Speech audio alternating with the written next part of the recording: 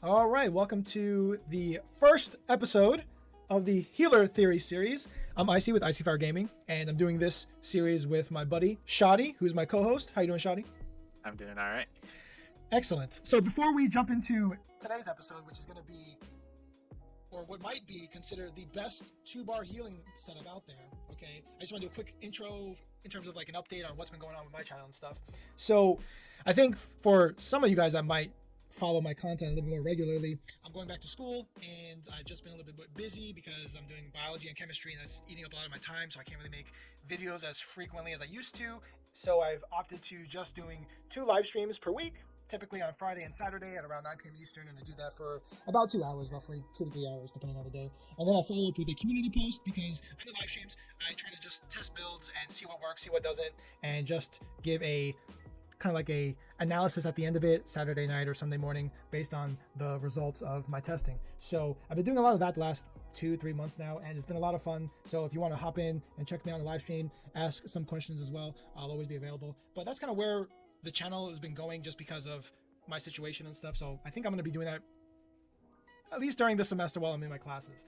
And in addition to that, I want to do this Healer Theory series where we talk about anything and everything healing related in terms of PvP for Elder Scrolls Online, and that'll take the format of tier list, which we have a whole bunch of ideas on all the different types of tier lists that we can do for healers, as well as doing reaction videos. If there's any content creators or people that have build videos for healers in PvP, we'll definitely review it and make it a part of one of the episodes and just give our thoughts and see how it ranks, whether it be for the good or maybe we'll just roast it the whole time. We'll see what actually happens. So that'll be fun. And also reviewing patch notes and things like that along that nature.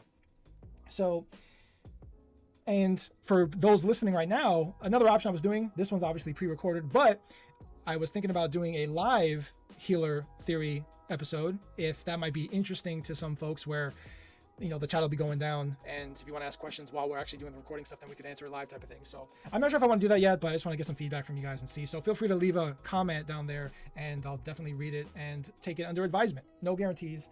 So we'll see. And I think with that said, we can jump into episode 1 officially now. So Shoddy.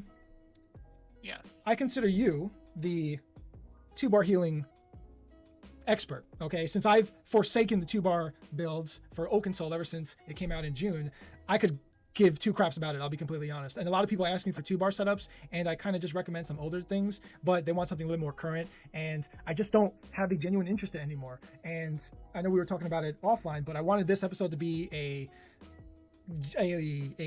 what's the words I'm looking here for? I don't know. Yeah, I don't know either, but I think it'll be cool to do a 2-bar build because since I haven't done one in several months, and this is going to be all on you in terms of this is your build, you created on your own, that type of thing. So yeah, let's just jump into it. You want to start us off with, I think we want to do stats, right? First, see how busted your build is. Yeah. So it's got pretty moderate stats. Oh, one more thing. I almost forgot. Yeah. So this, for everybody listening, we're basically going to just talk about the whole build in entirety. But if you want to actually just hit it and quit it, and you just want to see what everything is, we will leave a link in the description below, or I might even pin it in the comments. We'll see if I even remember to do that. But there will be a link to the ESO build editor, so you can see everything there at your own pace and do whatever you need to do. But take a look in the comments there for it, and the rest of this episode is going to be just talking about the build in depth and going over specifics and things like that. So, okay, now you can go, Shoddy. Sorry.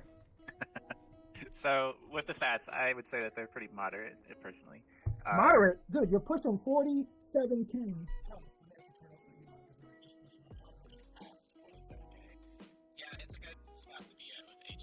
I'd like to see 50k, but there's no mathematical way of doing that and getting on top without sacrificing more than you would gain.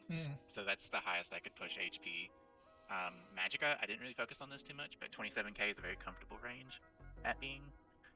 Generally, you want to be around 25 plus as a healer, because if you're too much lower, I mean, you can do like 22, but if you're too much lower than that, you will run out too quickly and you need that cushion. Yeah, and I think Max Magicka does actually scale with your healing numbers. Not as much as spell damage or healing done, but it does to some degree. Yeah, so it's not like bad to have it. So 27k is a pretty good place to be at, I think. And then the stamina is about 22 and a half. again, this is a pretty comfortable zone. Not really over investing into that. Just some basic investments that are, again, mathematically good for the build in most builds. And so that's just kind of a resting place that all that goes down into. Yeah, I know for my recommendation that I give to people normally whenever they're trying to put something together on their own, at a minimum, you'll want about like 18 to 20K, and then for stamina, and then Magicka around 25K. Try not to go over it, but don't go lower than that as well, and then dump everything in the health. And I think the crazy part about your setup is that you have 0 points into Magicka, and you're still at 27K, which is insane. And that allows you to put everything else in the health, which is why you're able to get such a high health number. Yeah, there's no point in putting any points in the health. I think every healer build should be 64 in the health. Jesus Christ, dude. I wish I could do that with my Oaken Soul setups, but I just can't unless I build a certain way if I'm running a particular type of set that allow me to do that. But and the funny part is, when I used to run my 2-bar setups, I was a Snow Treader main, and since I've been an Oaken Soul, I lost that ability to have that immunity all the time. So I've gotten used to having to deal with all the immobilizations, and because I'm used to it now, I've actually changed my stance from Snow Treaders being number 1 for 2-bar setups to Death Dealer's Feet, which is, I think, probably the most important part of your setup right here. It's definitely a key component. I don't know if you would really call any of these like a core piece, but mythics are generally a centerpiece of most builds nowadays. And Death Dealers, if you're doing 2-bar and you're not a all group healer, then you should 100% be using Death Dealers. There's no other mythic that you should be putting on, in my opinion. Yeah, and I know we're going to do a mythic tier list for healers later, but spoiler alert, DDF is tier. It's first in slot, best in slot. Anything else, you're pretty much trolling or just having fun on your own. Yeah. Just real quick, they got some other good stats like 2600 mag recovery. That will be both in CP and no CP. I don't have any investments into that. So that's pretty much a resting point in both of those. 1700 stam recovery, same thing. It's always going to be like that. It's a pretty good spot to be into because you can block and then you'll get your stamina back really quickly. Dodge roll. This amount of stamina kind of comes into the range of where DPS run, so you can do things like dodge rolling, blocking, sprinting, all these activities, and you won't run out of stamina like some other builds do. So you can kind of play multiple routes in terms of how you defend yourself with stamina. Yeah, and I know for me personally, I always recommend people to be at 1,000. You can even go as low as 800, but I never really would go that low, but I'm always over 1,000, and that seems to be like a nice sweet spot. So with you pushing almost 1,700, Jesus, man, I could run probably 2 or 3 stamina abilities and use them constantly with that much recovery as a healer. Yeah, the stamina is like that just from a byproduct of the things that we're using, but it's pretty helpful because when you're getting pressured, you really want to like stagger your blocking and your dodges and all that stuff, and that will consume stamina. And getting it back isn't a good way to kind of defend yourself. There's other ways of doing it, like having cost reductions, but having recovery is the same thing as cost reduction. You just need to manage it a little bit more, and you'll get better results ultimately. Because when you use it, you get it back sooner. Right. Do you find yourself ever needing to actually heavy attack with your sword and board, or not really, because your stamina recovery is so high that you never actually have to? It's usually so high that I never have to. If there's a point in time where I'm heavy attacking, it's going to be with the resto, because at that point I'm on death's door for both resources. There's never a time where I'm just like full mag, no stam. Right. Okay. And then I kind of went over the mag recovery too quick, I want to say. Like I said, it was 2600, but there's a few other things that are investing in that. Like we use the blue Betty instead of the green. The green Betty is very good, but because our stamina is so high, we don't need that. So the blue Betty, that essentially adds another 400 on there that you don't see. So you're really probably close to 3,000 magical recovery. Well, there's more. There is? Yeah, because then you have to think about heavy armor when you get hit, and assuming you're in a battleground or in the middle of Cyrodiil, you're always getting hit. So with the amount of heavy that I run, that's basically another 250 stam and mag recovery on top of that as well. I think that's the Constitution passive, right? Yeah. Yep, I have it pulled up over here. Yeah, you restore 540 magic and stamina when you take damage for each piece. Yeah, okay, so it's 220, or yeah, no? Yeah, I guess it would be 70, because half of 540 should be 270. Yep, yeah, so like it'd be an extra 270 magic recovery every 2 seconds added to this. Yeah. Basically, yeah. And then you also have your Warden passive as well that you have to account for, because if you're playing well, you will be getting Nature's Gift, which is 250 mag or stamina every second. Since resources tick every 2 seconds, you're getting one of those, essentially 500 extra on one of those. Right. Basically, it has a lot of resources. Yeah. And I don't find myself running out ever. And some people might think that's excessive, but it's really not. As a healer, the time that people die, there's 2 times that I find that people die is when you're out of resources or when you're CC'd. So you really want to at least cover one of those if you can't cover both. And so just having this amount of resources is not excessive. Right. It's kind of crazy because I usually, for my Oaken Soul setups, which is, I feel like I can't really compare the two because a 1-bar is completely different from a 2-bar setup, so the comparison's not the same. But even, I'm trying to remember when I used to run my 2-bar setups, my recovery was never that high. Like, this is like absurdly ridiculous. And like the numbers I would always mess around with would be around maybe 16 to 2,000, somewhere in between, depending on the race and whatever it is I'm running around with. So, but you're pushing with all the things considered, and I never really took into account the heavy armor or the green balance or anything like that. So I guess I was really off the books around like 2,500, but like on the books somewhere between 15 and 2,000, and you're already pushing a little bit over 3K off the books. So that's kind of ridiculous. I still think that's crazy high, but I don't know where else you could allocate resources to, because, and I'm just kind of jumping ahead here, you're already overcapped on resistances ridiculously. So yeah, you know. The physical resistance being nearly 37,000, and the spell resistance, it says 39.5, but then the website doesn't account for the fact that when you have an elemental status effect on you, you get another 3,000 from the race. From this the is a Breton's Breton, passive? by the way. Yep. Yeah. Spell attunement. Yeah. Go ahead and say it. Like it's a Breton. Breton's the best healing race in the game. Argonian, it's better than any of them. I wouldn't say healing race. I'd probably just say. Well, that's true. That kind of gives you the implications that you should use it for just healing.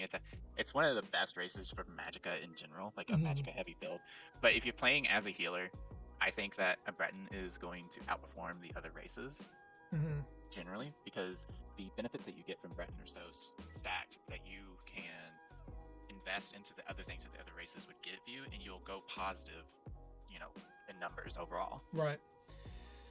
Because I do like my Argonians, right? And the Bretons are so... I love the Bretons for healers just because of the sustain that they give you with everything that's part of their passive, right? You have 2,000 more max Magicka, fantastic for healers. As you said, the spell attunement, when I have a status effect, the spell resistance that I get naturally is doubled, so that's freaking awesome. I also get a line of Magicka recovery, which is great because most of my abilities are Magicka based. And then you're telling me I get Magicka mastery, which is 7% Magicka cost reduction on my abilities? It almost says everybody should be a Breton. And I always tell people, because I don't like to just throw Vampire out on everybody. I know you do.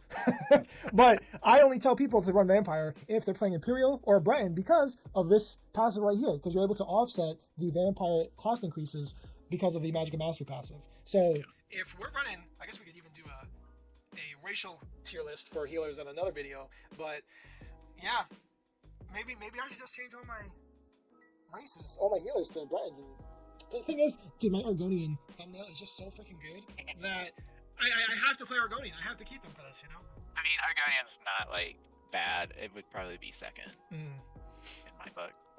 But, yeah, like you said, again, just go ahead and throw it out there. This is also a Vampire. It's a Stage 3 Vampire. Anyone who's running this kind of health has to be using Vampire. There's no way you don't. Because the higher your health is, the more percentage you'll have at a decent max. So what I mean by that is if you're a 30k HP build, you'll get half of that percentage at 15k HP, but if you're at my HP, you would get half of that at around 24k HP. And so you have a higher max, which means you're less likely to die with that percentage. It means more, and it has a better chance of actually protecting you. And if you think about it, there's some fools out there, whenever you roll up in a BG or whatever, that they're coming in with less of their max health being at less than 25k. And you're saying that you're getting an extra 15% bonus at 50% of your health, which is around 25k. So you're already at a huge advantage right then and there. Yeah, you just get free benefits at, that amount. And well, it's not free, there's disadvantages, but overall Vampire is worth it, especially for healers that are built like this. Correctly. Shots fired. But yeah, No, vampire is very strong. Undeath is very, very strong. And Yeah. I always tell people, right, in addition to being a Breton, if you're over 40k, this is almost a no-brainer to always be a vampire. So, well, actually, Totally. I usually say 40k. I usually say if you're Breton or Imperial, definitely play vampire. And if you're over 40k, then Pariah is solid. 38k minimum and like that. But you're not running any actual mitigation sets sort of on here in terms of like a 5k set. Sort of, kind of, yeah. But anything else you want to cover in stats? I'm just gonna. I know we kind of glossed over resistances, and then I'm gonna ignore crit resist. Crit resist is just kind of there. Yeah. But resistances, something that a lot of people don't know is how important a resistance is, because where percent mitigations like the vampire and others, like your minor, your major protections, all that stuff. The thing about those is that they do get diminishing returns. Your physical and spell will basically, well, it does not get diminishing returns ever. It's either 100% value or 0% value. The only time it is 0% value is if your opponent doesn't have enough penetration to get you below the max threshold of resistances, which is never going to happen. Right. You know, everybody is going to basically have enough pin. Anybody who is capable of killing you, anyways, is going to have enough pin to take you out of that resistance area. And so resistances is one of the most valuable ways of defending yourself, mitigation wise, because it doesn't have diminishing returns or a cap, really. It's just pure value, and it's a good value too. So having 37,000 physical and 42,000 spell is not excessive in the slightest bit, because you will be making use of every single point of that. Yeah, and if you think about all of the debuffs that run rampant in PvP with Major, Minor Breach, I wouldn't say 100% uptime, but it's pretty up there. So you're going to be high 20Ks at a minimum, which is still pretty good in terms of mitigation. Yeah, so you're never overcapped on armor, so always stack your armor. Even if you're not like using this build, if you plan to use a different build, stack that armor. That's good. And in addition to all that resistance that they're fighting through, they also got to fight through all that healing that you're throwing on top of it. And I think the coolest part about your setup is your spell damage is so goddamn high. Because mine, I think it's usually around like 3k, maybe if I'm lucky 3,500, something like that. But you're pushing 40, almost 4,500 on yours. Yeah, I don't think there's really anything that special going on though here. It's just mix of the sets and knowing like what you can expect to receive. Like it's mainly just one of the sets really, and keeping uptimes and other things. I actually don't think it's an average spell damage in my opinion. Yeah, because I know in PvP the spell weapon damage is always fluctuating with all the buffs that are coming in and coming out from your allies or whatever it is that people might be giving you. So that amount of spell damage, what you're expecting with this is self-buffed with the exception of having either a DK or a Templar around you. And the reason I include that in the editor is because I always expect a Templar or a DK being around me. They're some of the most popular classes. And specifically, we're talking about the minor sorcery from the Templar and the minor brutality from the DK. Yeah. So that's the only thing that you're outsourcing with this stat is those. But the healer is always playing with a group, and basically every group will have one of those. So I wouldn't worry about that. Okay. So I guess before we get into the stats, just quickly, we already talked about the race to Breton. We're using the Ritual Mundus because it has the highest value for this build. You obviously don't need more recovery, and healing done is better than crit chance or crit healing percent, and it's also better than weapon or spell damage. So for healing, that's the best one. I think we could go more into Munduses, but we probably do that for a separate video when we talk about everything and do some calculations and math like that. Yeah. Okay. Because I know there's context with why you would pick certain Munduses over the other with whatever it is you're trying to do as a healer. But for your particular setup, as you're saying, Ritual has the best bang for your buck. Yeah, it's the most fitting. You don't need you could always use more armor, but for bang for your buck, it's the best. Stage 3 Vampire, of course. Like we said, we're using Sugar Skulls. We didn't really talk about that. In my opinion, I think every healer should be using Sugar Skulls. I don't really see a point in any of the other foods. You should be making up for your recoveries, which would be the only other reason to run another food through other means. And obviously you see that this build does that through the recoveries that we talked about earlier. Right. So Sugar Skulls is the most obvious choice for this. Yeah, and Right, and a large reason as to why our max stamina is so high is because of sugar skulls, which puts us or places us in a solid position with our stamina management. Because I've seen some folks that are not using some sort of food that gives them max stamina, and they're pushing 16k, 15k, and I just get kind of worried because you get CC'd twice, like 2 stuns. That's practically all your stamina, especially if your stamina recovery isn't as high as ours, right? So it's just a recipe for disaster that's going to hit you real soon. Those builds can work. I think they're weaker, but they can work. You just have to realize that you're not going to be a blocker. You're going to be someone who's sprinting, going around corners, and not even really dodge rolling, to be honest. So yeah, I guess because your max stamina would be so low, you want to be very conscious about it, and it'll affect your actual play style, is what you're saying.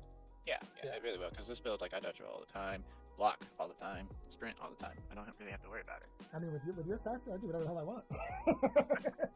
Like, literally, I can play anything I want to do. Oh, Jesus. Yeah. Okay. I just think, sugar skulls. But we kind of went over, like, all the stats and some of the minor details. I guess it's time for the sets, yeah. Okay, so I'm showing my ESO build editor, and been kind of skipping around over the items, not really trying to show people, but now they can see everything. Mm-hmm. Okay, which one do you want to cover first? Start at the top, monster set?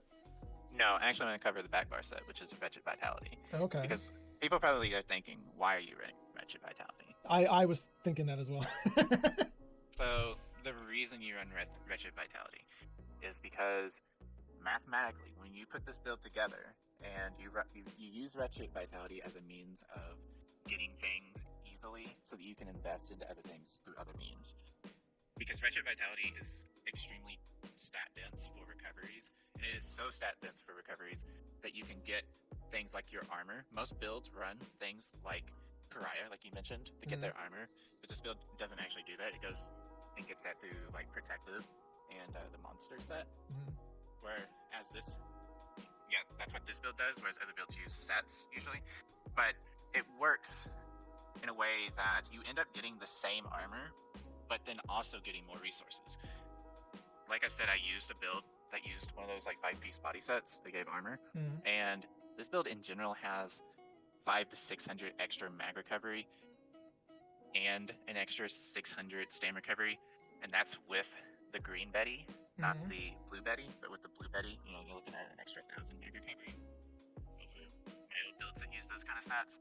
And so it just kind of really showed me that this set can work on a healer, because at the end of the day, when you add it all up, you just get way more stats that way.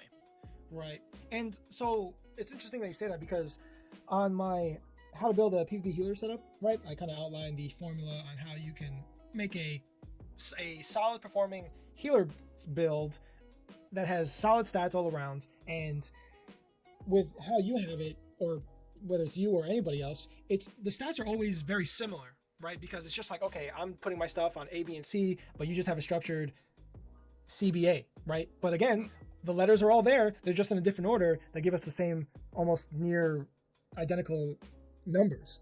So you're using the same formula, but you're getting a different result, kind of, and it's a better result.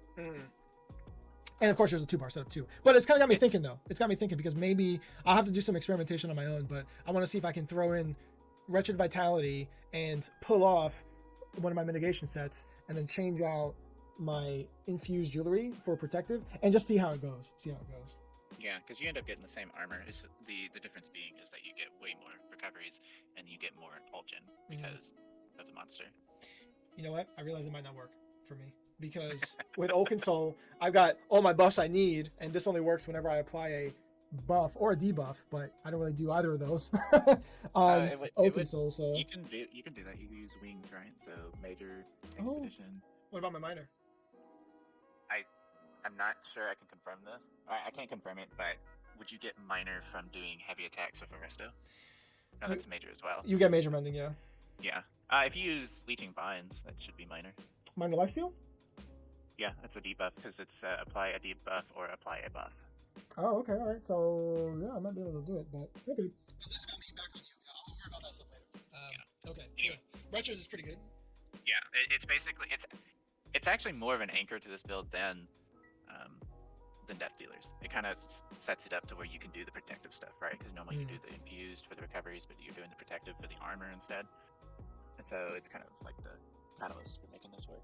And it's really easy to proc because I think you can just hit your Ice Fortress, and because it gives minor protection as well, you're getting both of the procs from Wretched with one ability. Yeah, I don't even think about procking the set, and it has anywhere from 100 to 98% uptime, so I'm not worried about it. Yeah, and you're doing a whole bunch of things throughout the PvP duration that is probably just coming up and going all the time naturally. Yeah, it refreshes, it has no cooldowns. It's not a problem to keep up. You don't even have to think about it. Yeah. It's also a crafted set, so. Yeah, the crafted gives a lot of versatility, and also for your buffs, major resolve, minor protection, major sorcery. Then you got the minor resolve from the blessing of restoration. So you got a lot of things there to proc it. Yeah. And then we also have, this is a front bar, back bar with a monster, mythic, and trainee. So the monster I talked about a little bit before. It's blood spawn. That's how we get the armor back as well, because we're not using the 5-piece defensive set. So you use protective plus blood spawn to get that armor up, and it has good uptime, especially as a healer. You're usually getting focused or you're in the middle of the fight. Especially with this build, you can stand in the middle of an enemy team and soak up the majority of damage. I'm always my number one healing target. I can verify and confirm that. Because whenever we're playing against each other, and if you either get left behind or something, or we kill your team and you're the last one there, it's just like, we can't kill Shoddy, so just freaking leave him, Because, dude, you're too tanky, dude, with the setup. Oh my god, it's too ridiculous. Yeah, and so it's up a lot, and it's also ult gen. Ult gen is very good for a healer, because you're going to be using Life Givers. Life Giver is an amazing ability, and we, of course, use it. And I'll talk more about Life Giver later, but basically, ult gen, armor, it's very good. Yeah, I think no matter what type of role that you're playing, ult gen is always going to be useful. Yeah. The front bar set, this one is kind of a flex spot. I personally like to use Spell Power Cure as my general set. This is mostly because it gives me the highest overall power in terms of my healing done. And it's also a good support set. It's both, right? It's one of the better healing done overall sets. It's not literally giving you healing done, but between the max mag and the weapon or spell damage that it's giving you, it's a good blend between supporting your team with extra stats and giving you extra stats so that you heal for more. And so that's my usual go-to. You don't have to use Spell Power Cure. You can also use Rallying Cry if you want. You can swap your bar a little bit and then use Powerful Salt if you want as well. But my usual just go-to is SPC. Yeah, so as you're saying, flex spot, and just insert any other support ability that you want, or not ability, any other support set that you want in this slot here to fit the needs of your group, essentially. Yeah, but if you don't want to mess with the build and you want to play it exactly as is, then just use SPC. Yeah.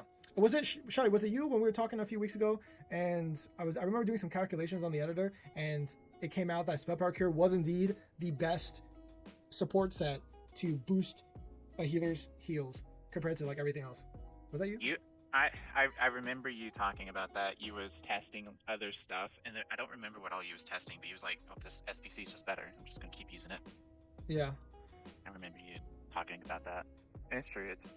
I don't know if it could be all the sets out there. In terms of flat out healing output. Yeah. Yeah, I think it does. Does it beat like Healer's? What was it? Healer's Habit, the one that gives you minor, and then also the additional 5. No, that's not Healer's Habit. It's It does that. That is Healer's Habit. But were you thinking about Heartland's Conqueror with the double power for 16%? No, I was just thinking about the one that gave you the minor mending, but then also another flat 5%. Yeah, that one's Healer's Habit. Yeah. Okay. Yeah. Well, because most of my stuff's all Oaken Soul, so I can't really use Healer's Habit in this context. Yeah, you can't. I can, but yeah, I didn't know if that out heals this, but you wouldn't want to use that anyways because that's selfish, and you already are using Wretched, which is kind of a selfish set. Yeah. So you'll get more value out of SPC because of your allies. And everybody loves SPC. Yeah. Okay, not everybody. I know a certain someone who hates it. Really? Who? Sunbart. Okay. I was thinking like, I don't know, something weird like Stealthful, because he doesn't want to put any CP in his stuff because he thinks it's a waste of time. But no, he has his reasons. He hates it. But yeah. I think it's a good thing. I get good uptimes on it. I don't want to say like a specific number because it varies, but you know, you're never gonna, if you're using it right, you're always gonna have 70+%. For spell power cure, Major Courage. Mm-hmm. Yeah. Yeah, I don't think it ever comes up as like a thought for what's your Major Courage uptime in PvP, because you're always healing all the time, so it's kind of like a, you know, it's working, don't really worry about it type of thing. Yeah, I mean, it's gonna be working, it's gonna be up most of the time, but yeah, like I would never, I don't think, actually ask somebody if like what their Major Courage uptime was, right, for SPC. It would be more for like sets that are a little bit more sus, right, like Combat Physician, since that depends on crits, or I'm trying to think, you know, any other set that you probably shouldn't be wearing, but you want to make it work. Like that's when you gotta ask those types of questions. Yeah, but those I asked that. Sorry. Oh no, go ahead. I asked that question because SBC does have a short uptime on it of 5 seconds, and you are bar swapping a lot. Mm-hmm. So I asked myself that question. I check CMX practically every single game to see what my uptime is on it, and I usually land between 70 and 85%. But the reason I do that is because it's a lot easier to keep the uptime with something like Olorime, but the thing is that you're sacrificing overall stat and healing power by using Olorime. And there's other, I'm not going to go like into why Olor versus SPC, but there's other reasons as well as to why I don't want to use Olorime always, and I like SPC over it. But I just like to verify that a lot to make sure, okay, you know, is the set working within an acceptable range? Right. Usually, and the answer is yes. I think that 70+% is a pretty acceptable range. No, and it's good that you do that too, because when people ask, well, what's the uptime on spell power cure? Well, if you had a double bar, then it's going to be almost probably 90 to 100%. But what about if you're bar swapping all the time? Well, if you're a competent player, probably 70%, and 70% above is what you should expect if you're doing your job right. Otherwise, if you're less than 70, then you got a lot of work to do, buddy. So other than that, we pretty much talked about it. We got the front bar, back bar sets. We've got the monster. We talked about the mythic, Death Dealers. The only other piece that we're missing is the One Piece trainee, but pretty much every build uses that. Unless you're an Oaken, then I think you use the One Piece Magma instead, right? Depending on the setup, right? Yeah. I use Magma, or it really just depends. Yeah. But that's always a flex. On a 2-bar build, you're always doing One Piece trainee. So. And I think you have the option now, because you can get the 1 line of max health from either trainee or the craftable one, which is called, I don't know. It's like Druid's Braid, I think. There you go, that one. Yeah, Druids. Yeah. So if you can't get a hold of trainee, then go craft yourself a Druid's piece, and I think it's the same amount, 1454. No, it's not. Oh, is it less? No. Yes, it's less. It's less. That's why I was gonna say, well. All right, well, don't do it. Trading costs like 10k maybe, if you look, and then just have the gold to buy trainee because you'll get more HP. Well, I heard Rich Lambert say once that some people, it's hard for them to make gold, which is why they offer Crown Store options for those folks. So, hey, I'm just throwing it out there. If you can't afford 10k gold, all right, you can get the Druids One Piece for a little bit less max health. All right. Okay. And if I use Stealthful's logic, then it's just 300. It's just 200 health difference. It's not a big deal. Yeah. But if you play a lot of PvP, then you know you've gotten that low, and it does kind of matter sometimes. It doesn't matter. I've seen somebody survive off of 10 HP, so don't ever cheap out on your stats. Dude, especially. Go ahead. Go ahead. No, you. I was gonna say that I've seen my health get to 0.7% several times, and I'm just like, God damn, bro. Yeah, it's that's the exact amount that the CP gives, but we're not going to talk about that. But yeah, every little bit matters, and I think like with a well-tested build, I've been using this build for a little over a month now, that you should be able to trust that this is going to perform well. So nice. Just go ahead and get all the right pieces. And you test it in a high, I was gonna say high toxicity, a very competitive environment. So it's going against the best players that are in our pool. So this build has been used in pre-made BGs. It has been used in Small Man versus Zergs and Cyrodiil. It has been used in the 6v6s. If you remember when we were doing those scrims, or that tournament that doesn't exist anymore. Yep. It has been used in all of those scenarios, more scenarios than most people will even find themselves in. And I found that most enemy teams just gave up, just stopped attacking me. Like I was saying earlier, I agree. because it gets to a point where, okay, you kill the people that you can kill, and then just like the certain individuals that can't be killed, it's just like, fuck it. we can't kill them, so just we don't even bother, you know? Well, the build's defenses are strong enough that enemy teams, a full coordinated enemy team, often decide to attack and try to kill your DPS first rather than you. Usually the strategy is kill the healer first and the team will follow. But the build is sturdy enough that you'll find that your enemies are often faced with the dilemma that they can't kill you because your full team is still there. So they have to go and try to kill your team first. Right. But the thing is the build has good healing power too, so that's not going to be easy. And there's always a back and forth with it, because when they do focus the healer, that's when your build comes into play. And it's, hey, is your build strong enough where it's going to discourage them to leave you alone, right? And once that happens, okay, now you can free and be chill and then focus on keeping your team alive and stuff like that. Exactly, yeah. Okay. Just real quick, we'll go into like the rest of the stuff, but I just want to cover this stuff so that they know. Oh, before, do you have more to say on the sets, or are you going to switch off to sets? I was just going to talk about traits, enchants, and okay, yeah. I wanted to highlight the decisive, but I guess we'll get there when we get there. Yeah. Well, yeah. So, anyways, I put reinforced on the heavy pieces. This is to help with the armor, and it gets you to that point where I feel comfortable with it. I think reinforced on heavy is a perfectly fine way to do it. It's good value, so that's what I do. I do in-pin on the light and medium pieces because this is a 5-1-1 build. 5 heavy, 1 medium, 1 light. And the in-pin, I think, personally, is probably my favorite trait. The other option would be sturdy, so if somebody wants to go sturdy, they can. I'm not going to say that that's worse. It's just I personally like in-pin to protect myself from burst damage. Yeah, and then we already went over the protective. You go 3 protective on the jewelry, pretty much non-negotiable there. You can go any trait on your shield, but I use sturdy. That's like the one time I put sturdy on there because I don't really like any of the other traits. And then here's the one that kind of sticks out, like you said, is decisive on the sword. Yep. So this build has a lot of ult gen, and I might as well talk about it now since we're talking about decisive. But you can get you get your class ult gen. You can get minor heroism through potions, which is expensive. The class ult gen is the animal companions Savage Beast, right? Whenever you cast your Deceptive Predator or Blue Betty, then you're gonna get some ultimate, right?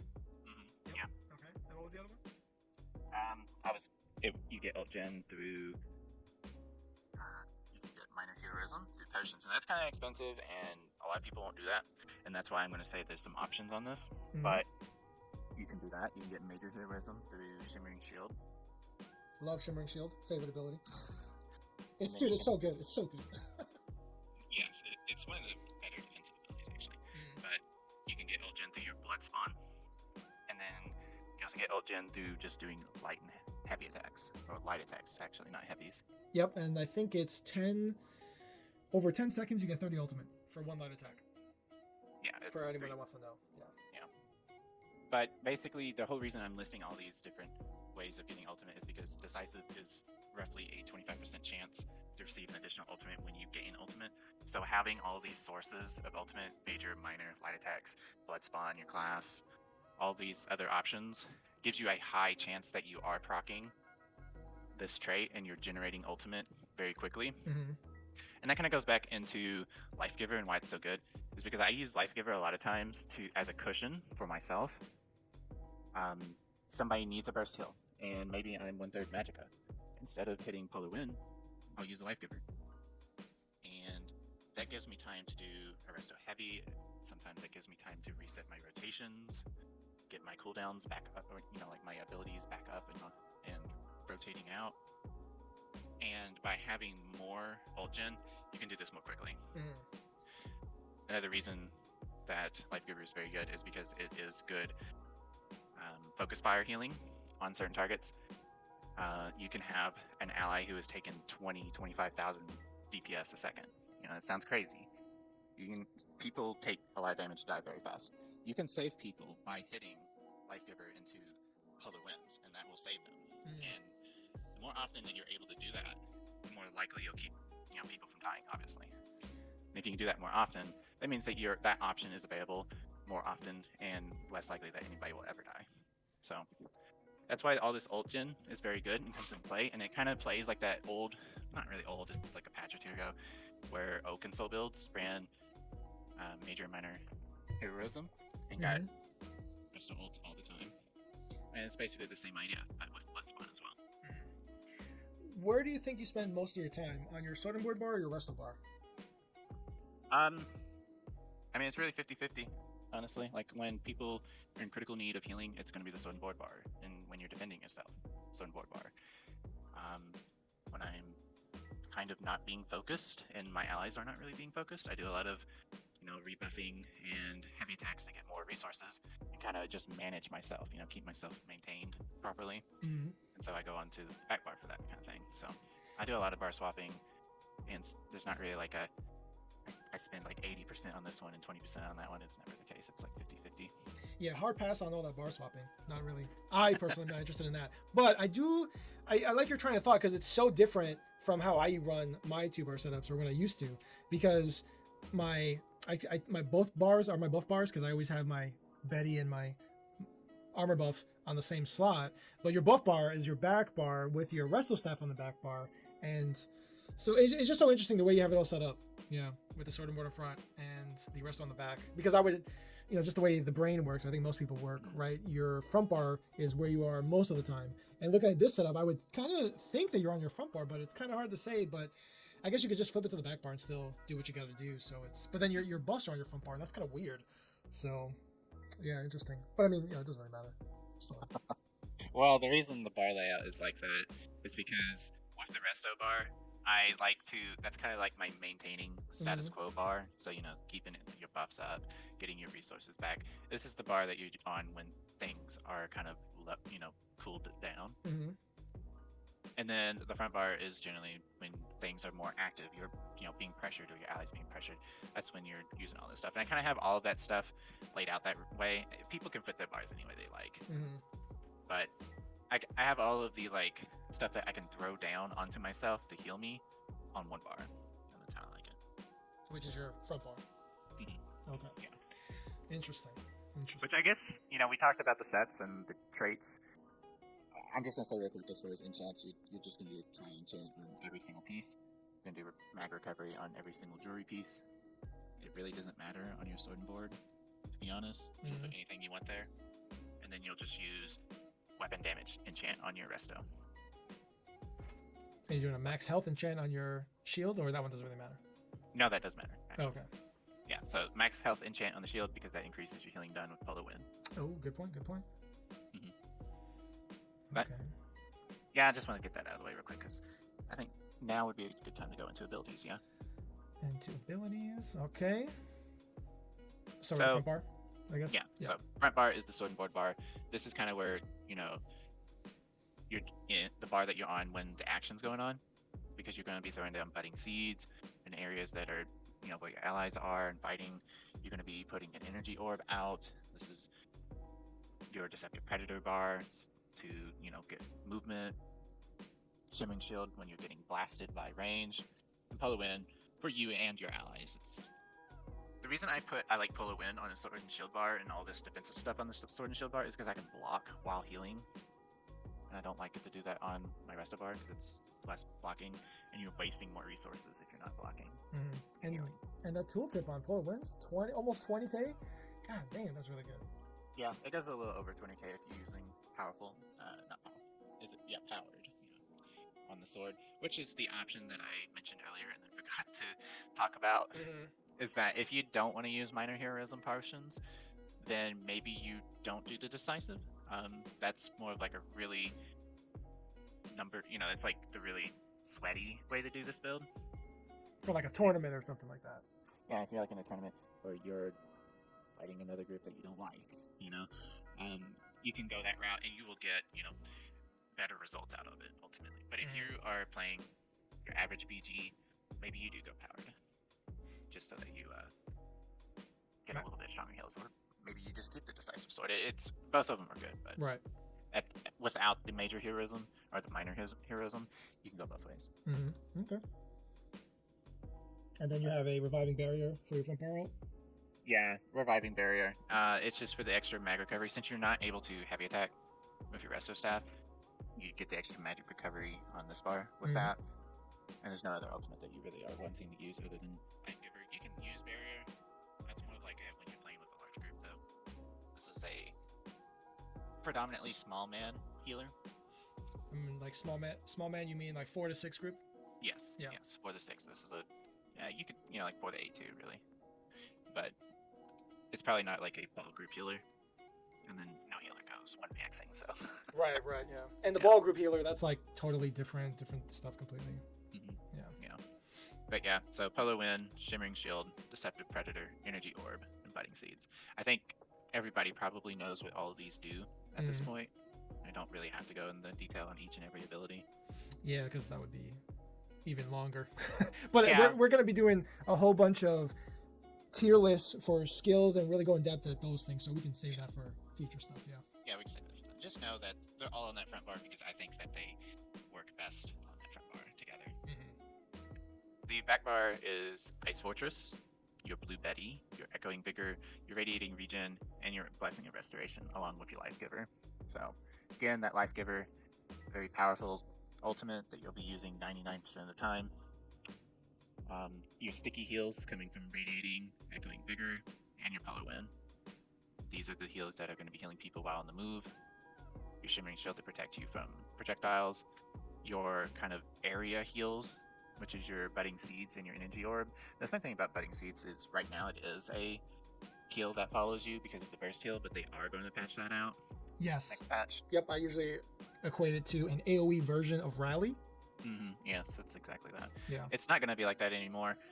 In my opinion, when that changes, it will be on par with using Leeching Vines? Leeching Vines.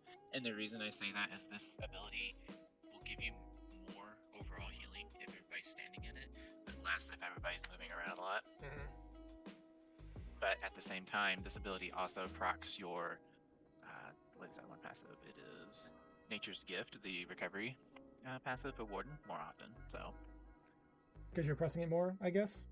Well, it's just the thing is a lot of times your Vine will go on yourself, and since the minor life still won't proc that passive, if the Vine goes on yourself, then you have to spend another global cooldown casting it again to put it on someone else. Oh, okay. Whereas Budding Seeds goes on the ground, just has to teach them, and you get the passive. Interesting. So if you're just casting Leeching Vines before it finishes off the cooldown, it's not going to reapply Nature's Gift? No, what it is because leeching the minor lifesteal, of course, doesn't apply Nature's Gift. It's the Vine itself, which only goes in one target at a time, that applies Nature's Gift. Oh, okay, I got you. The problem with that is that the Vine also goes on you. So if you cast it on you, you don't get that passive because it's you and not an ally. So Budding Seeds, since it's an AoE, everybody gets it, so you're very likely to be getting that passive. Right. Okay, that makes more sense. Interesting. Yeah. It's funny because I don't consider myself an expert. I just know a lot about healing and PvP and stuff like that. But there's still so many small details that I don't know about. And when I learn about it, I'm like, oh, I didn't know it worked like that. That's actually pretty cool. Yeah. It's a lot of little details that you just either find out from someone else or you just kind of figure out on your own. Yeah. Okay. So I have to ask, because everybody, I'm sure, is curious, or I see this come up all the time, but what are the flex spots in the skill setup here? Like, what could I take off? What are my options? Is there any room for flex spots? I would like to say that there is no room for flex spots, but you could do some flex spots. If you really wanted to, you could swap out one of the like Echo or Radiating for a different restoration ability. Like if you wanted Healing Springs, you could put Healing Springs back there. Wait a minute, you're crazy. So you would flex Echoing or... I wouldn't. I'm saying that other people can. Oh, okay. Because I'm I saying would. that it's. I'm saying that I wouldn't do it, but you can do it. Okay, but I mean that's still a crazy recommendation. Well, you said if at the, go ahead. I said that I wouldn't make. I would like to say that there's no flex spots, but you technically could. Mm-hmm.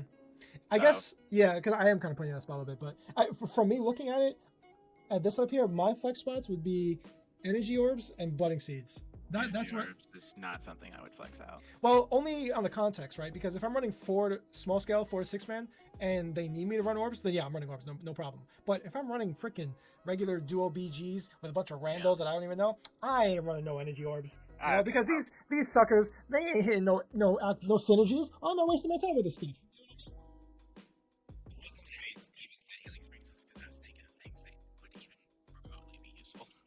Yeah.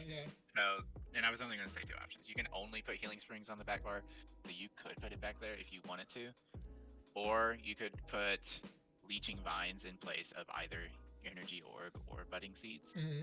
But in my personal opinion, the bar layout is perfect as is, and I wouldn't touch it. Yeah. Okay. But it's always, I you know me, I just want to ask questions to hopefully answer someone who's thinking the same thing. Like, well, I don't really like this ability, so I'm going to use something else.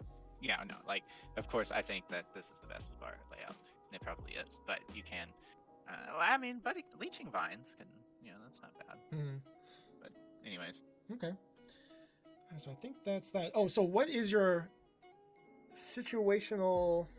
I was going to follow up with awareness, but what is your criteria on when you decide to use Life Giver versus Reviving Barrier?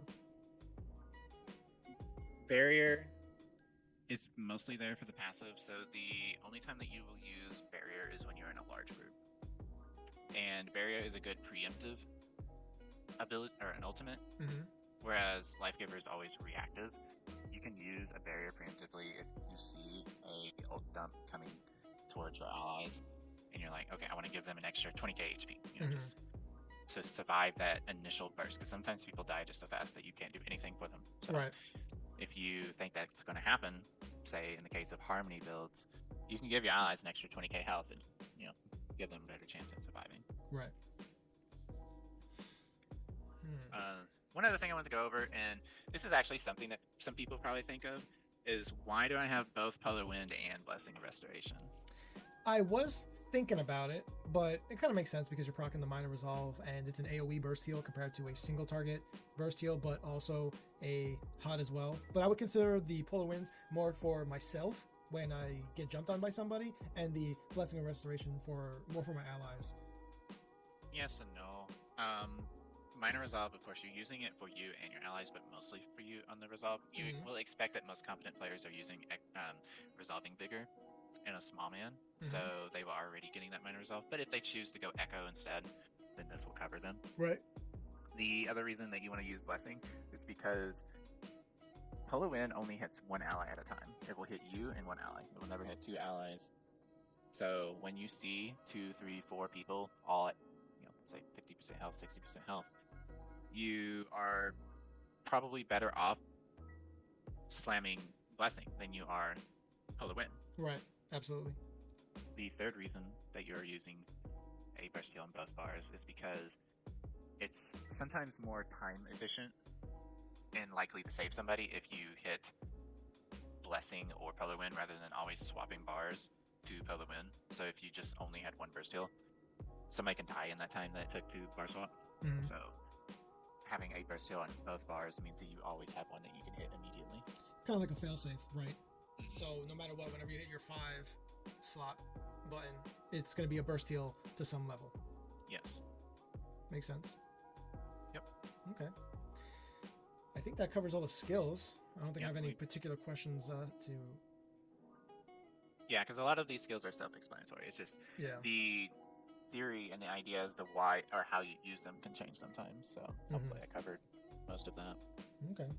And, I guess you could even say Shimmering Shield is a flex, depending on the context. Because I know whenever there's a bunch of Sorks in my BGs, then I would definitely slot Shimmering Shield. But sometimes I could throw this on, and we're fighting just a bunch of DKs, and they're all melee, and this thing is never going off, so I just wind up spending more magicka, just keeping it up all the time, even when it's not really doing anything for me. Yeah. And, I actually want to go back and just say that in terms of flex points, I would mostly focus on, if you want to take out Shimmering Shield, you can put Leeching there. If you want to take out Orb, you can put Leeching there. I don't know. The Healing Springs, I would just forget about it. Unless that's something you really enjoy, don't do that. Yeah. But overall, you'd say that for almost all situations, this is probably the ideal setup. Yeah, because Shimmering is great. It's more ult gen for your stuff. Well, it's more up-gen for your Life Giver, which will help your allies ultimately. Right. But I found that it is some of the best damage mitigation for yourself as well. So, yeah, this bar setup is good the way it is. Nice. Okay, so I think that covers almost everything, just CP, right? That's what we gotta hit Yeah. next? Yeah, and I think CP is pretty easy. Okay. Blue or red? Blue. Okay. So, in blue, you basically go with all three of the healing duns, because there's still 10%. You get full value out of these. Whereas like some of the mitigation ones got nerfed in a recent patch. The healing ones are still a full 10. Yep. And all of your... you yeah. have at least 3 abilities or more being affected by every single one of these healing dun CPs. So whether it's the area effect one, the single target one, or the healing overtime one, all 3 of those are affecting at least one ability and often double dipping on abilities. Like for example, Radiating Regen, that is actually a single target, but it is also a healing over time, so you're getting 20% on that. Area of effect. You know, there's a set in the game from Aetherian Archive.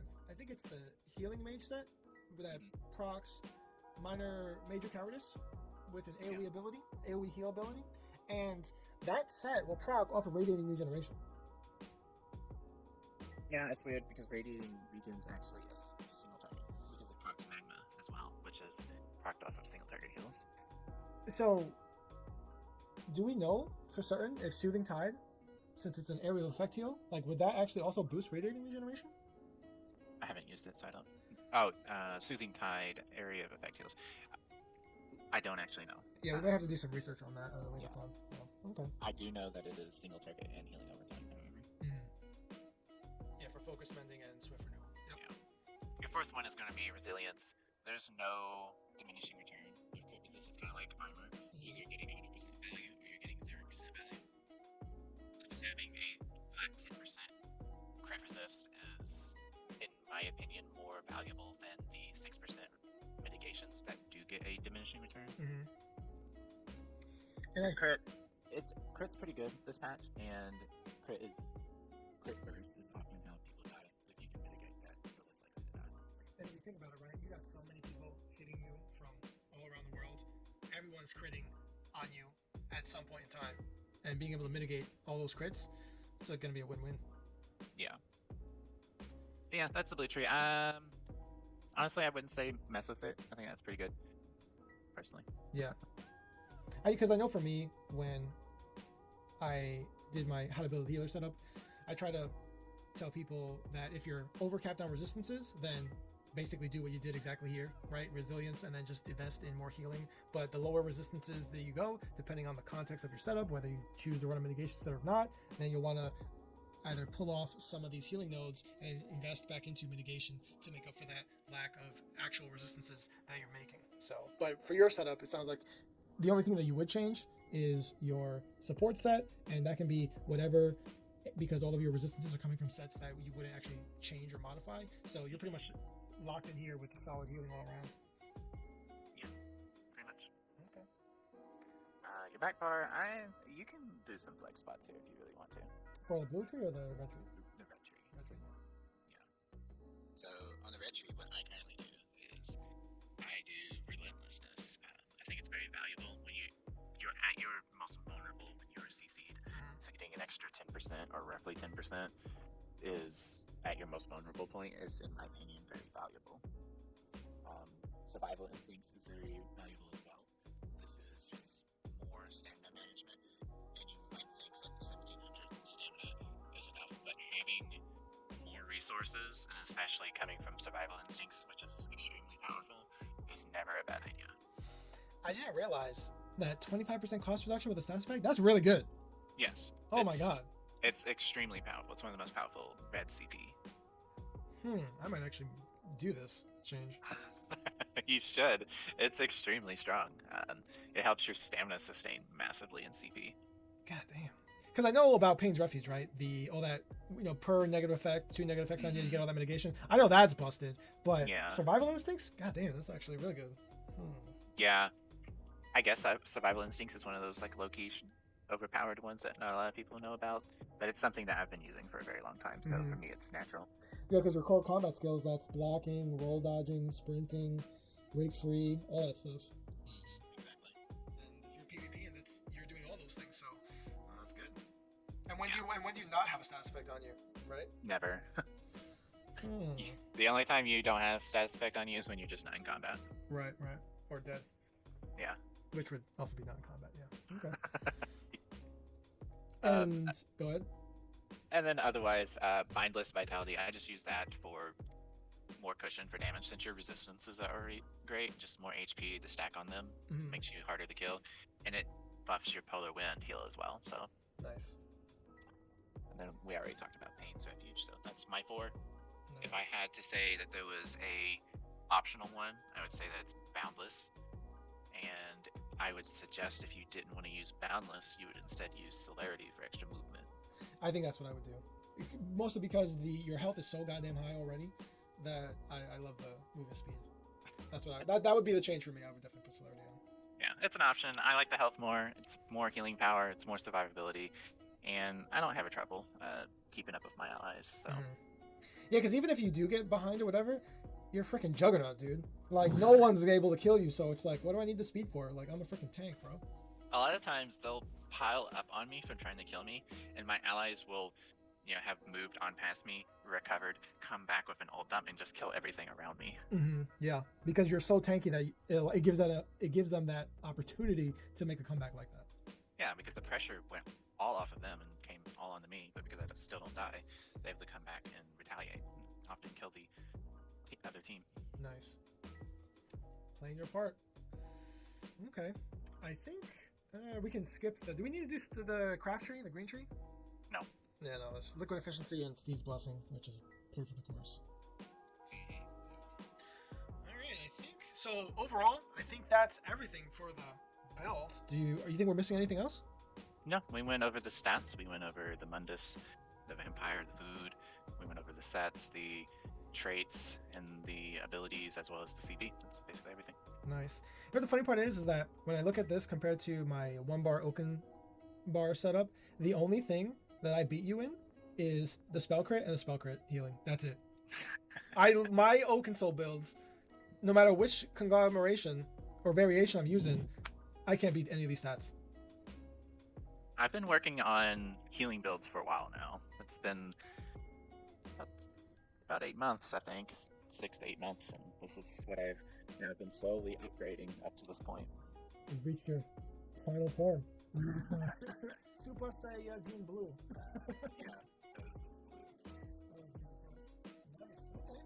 Well, I think we can start wrapping this video up here. So this is the Shoddy Magician 2.0 Warden build for, I guess because I don't think there's going to be any crazy healer changes for the next DLC, which is Fire Song Update 36. So I think this build will pretty much stay the same for the most part. And if there are changes, then we'll revisit in a couple months and we'll do another build update with whatever changes that you make to stay overpowered as hell. Yeah. Okay, so with that said, do you have any final closing remarks, Shoddy? Yeah, all the killers are going to be broken now. Hey! If they use it. If they use it. You know, it's kind of like what those motivational speakers say, right? There's going to be 10,000 people in the room. You tell them all how to get rich, but there's only going to be like that one guy or those 5 guys that actually do it. Everybody else is just kind of like, and they try to do it, but then they all mess it up, whatever. So that's probably going to be the actual situation that goes on there. Maybe. You know what? Actually, I take that back because that's motivational speaking. But when you talk about it with a gaming context and you put out some build, everybody runs the build. So yeah, it doesn't really translate over the analogy. I get what you were trying to say. Yeah. Just so motivational speaking, the actual gaming, there's a inverse correlation.